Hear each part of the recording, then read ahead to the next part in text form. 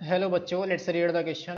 Says the greatest integer function f is a function from R to R given by f of x is equal to greatest integer x is a option is 1 1, b option is on to, c option is both 1 1 and on to, and d option is neither 1 1 nor on to.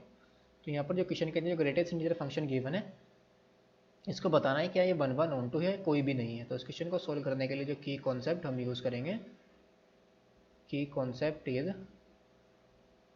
Late f is a function from a to b is said to be 1 1 is said to be 1 1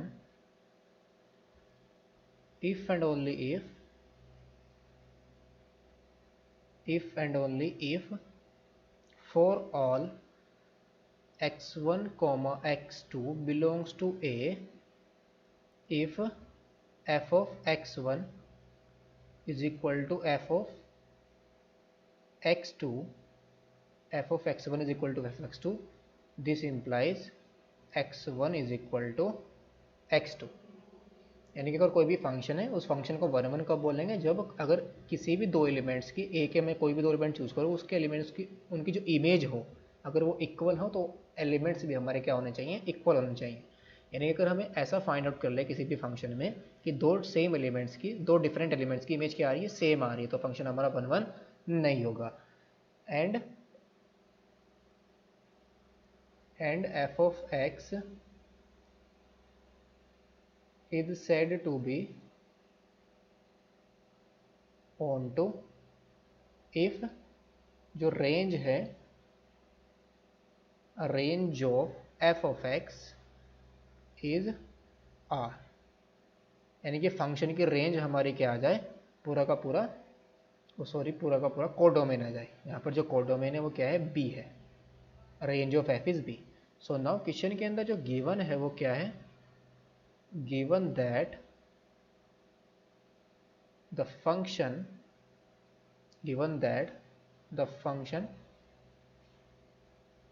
f हमारा कहाँ से कहाँ पर है, r से r पर है, r से r पर give such that f of x is equal to किसके इक्वल गिवन है, ग्रेटेस्ट इंटीजर x के इक्वल गिवन है। नाउ लेट मैं 2 पॉइंट लेता हूँ यहाँ पर, let suppose 0,5 belongs to r, ये दोनों के दोनों r में बिलोंग कर रहे हैं। तो f ऑफ 0, तो ग्रेटेस्ट इंटीजर 0 की वैल्यू क्या आएगी, 0, और f ऑफ 0.5 इसकी वैल्यू कितनी आ जाएगी, ग्रेटेस्ट इंटीजर ऑफ 0.5, ये भी किसके इक्वल आएगा, 0 के इक्वल आ जाएगा। तो बट यानी कि 0 not equal to 0.5 but f of 0 is equal to f of 0.5। तो this implies f is not 1 1, यानी कि दो डिफरेंट एलिमेंट की इमेज हमारी क्या आ गई, सेम आ गई, तो फंक्शन हमारा 1 1 नहीं है। एंड जो ग्रेटेस्ट रेंज जो वैल्यूज होती है, since f greatest integer function, since